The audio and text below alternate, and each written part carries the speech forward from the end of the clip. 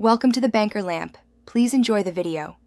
In this video, I will show how to make cheesecake bake with Shivesh full guide.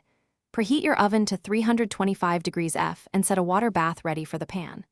Gather cream cheese, eggs, sugar, sour cream, vanilla, and a 9-inch springform pan.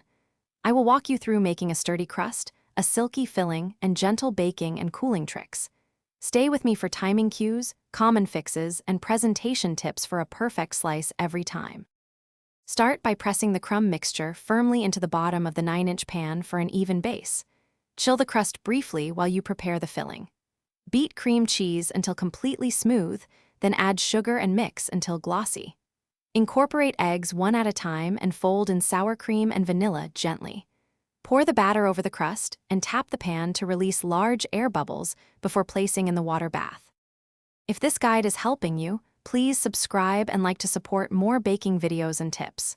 Quick recommendation: the new Kindle Paperwhite is perfect for reading recipe notes or baking guides while your cheesecake chills. It is lightweight, has great battery life, and reads easily in any light. Check the description for the link and other deals so you can grab one if interested.